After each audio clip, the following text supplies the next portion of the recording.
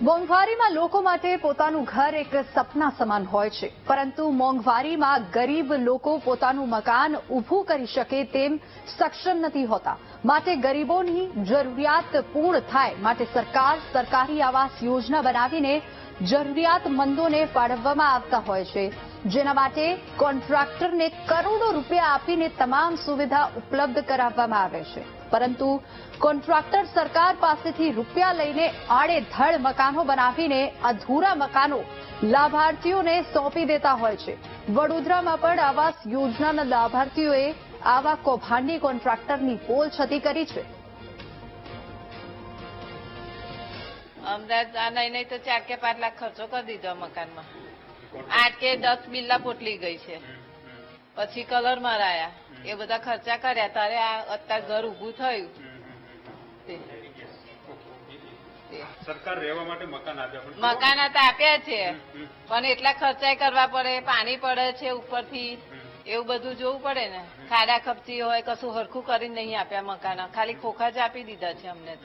અમે રહેવા પણ કશું કર્યું છે નહીં, પણ બધો અમારે જ ખર્ચો કરવો પડે છે। કશું રસોડું નહીં કરી આવેલું, કશું નહીં, લિફ્ટમાં પ્રોબ્લેમ છે ને બધું અમારા ઘરમાં જ અમારે કરવાનું, કમાવાનું હોય કે કરવાનું હોય બધું કે તો કરીએ અમે।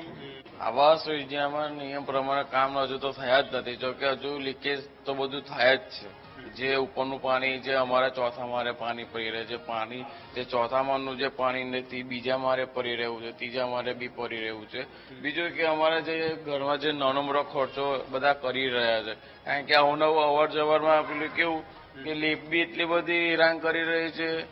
સિનિયર સિટીઝન જે નીચેથી ઉપર ચાલીને આવી શકે છે, પણ હવે હું શું કરવાનું, કારણ કે અમારા પ્રમુખ જયદીપભાઈ છે એ સાથ સરકાર હમણાં આપી રહ્યા છે। એમને ટેન્ડર ભરેલા હતા અને ટેન્ડરમાં જે પણ પ્રમાણે કામગીરી કરવાની હતી એ કોઈ જ કામગીરી કરી નથી, એટલે 4 કરોડથી વધુ રૂપિયાનું આ કૌભાંડ થયું છે। જો આ કૌભાંડ કોન્ટ્રાક્ટરે કર્યું હોય તો વડોદરા મહાનગરપાલિકા શું કરતું હતું, કેમ એમને ધ્યાન નથી આપ્યું? જે માર્બલ છે, જે કોટા સ્ટોન છે એમાં પણ લફડા છે, જે વીજ વાયરો છે એ પણ તદ્દન હલકી કક્ષાના વાપર્યા છે, પીવાના પાણીની સમસ્યા છે, પાણી ટપ્યું છે, લિફ્ટમાં પણ સુવિધા બરાબર નથી। તો ક્યાંક ને ક્યાંક જો કોન્ટ્રાક્ટર આટલા બધા કૌભાંડ કરતો હોય તો અધિકારીઓ સામે પણ પગલાં ભરાવા જોઈએ। વડોદરાના હરણી વિસ્તારમાં પ્રધાનમંત્રી આવાસ યોજનાના ઈડબ્લ્યુએસના 400 મકાનો બનાવવામાં આવ્યા, પરંતુ કોન્ટ્રાક્ટરે વ્યાપક પ્રમાણમાં કૌભાંડ આચર્યું છે। આપ જોઈ રહ્યા છો, દિવાલ અને પ્લાસ્ટર કરવાનું હોય એ પ્લાસ્ટર નથી કર્યું, અને જે કલર વાપરવાના હતા એ પણ ડિસ્ટિમ્બર કલર વાપરી અને કલર કરી નાખવામાં આવ્યો છે। ત્યાંથી વાત કરીએ તો આ જે સીડી છે, અહીંયા ગ્રેનાઇટ નાખ્યા પછી અહીંયા જે ટાઇલ્સ લગાડવાની હોય એ પણ નથી લગાડી। 400 મકાનોમાં આવી ગેરરીતિ આચરવામાં આવી છે। આ જે દ્રશ્યો અમને દેખાઈ રહ્યા છે, પરંતુ અધિકારીઓને કોર્પોરેશનના ન દેખાયા। નિયમને જોગવાઈ એવી છે ટેન્ડરમાં કે અહીંયા પણ ગ્રેનાઇટના જે ટુકડા છે લગાવવાના હોય છે, ગ્રેનાઇટની ફ્રેમ બનાવવાની હોય લિફ્ટમાં, એ પણ બનાવવામાં નથી આવી, અને આ જે આવાસ યોજનાના મકાનો છે એ પૂરા કરી દીધા હોવાનો દાવો કરવામાં આવ્યો છે।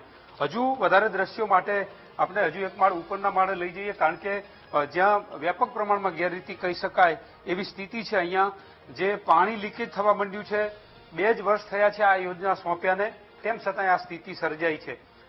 તમામ મકાનો જે ટાવર છે એ ટાવરના ઉપરના ધાબા ઉપર જે ચાઇના મોઝેક લગાવવાની હોય એ પણ નથી લગાડી અને એમને પ્લાસ્ટર કરીને આપી દીધું છે, અને એના કારણે તમામ ધાબા છે એ પણ અત્યારે લીકેજ થઈ રહ્યા છે। સરકારે યોજના તો બનાવી હતી ગરીબોના લાભાર્થ માટે, પરંતુ આમાં 4 કરોડ રૂપિયાનું કૌભાંડ થયું એવું પ્રાથમિક દ્રષ્ટિએ બહાર આવ્યું છે। વડોદરા કોર્પોરેશનના અધિકારીઓના વિરુદ્ધમાં કયા પ્રકારની કાર્યવાહી થાય એ જોવાનું રહ્યું। રાજ્ય સરકાર અને કેન્દ્ર સરકાર ગરીબો માટે મકાન બનાવી રહી છે, પરંતુ આવા કોન્ટ્રાક્ટરો પૈસા ખાવા માટે થઈ અને આ જે કામ છે અધૂરા કર્યા છે, નબળી ગુણવત્તાના કામ કર્યા છે, ત્યારે હવે એમના વિરુદ્ધમાં કેવી કાર્યવાહી થાય છે એ જોવું રહ્યું। કેમેરામેન કિશોર ક્ષીરસાગર સાથે માનુ ચાવડા, વીટીવી ન્યૂઝ, વડોદરા।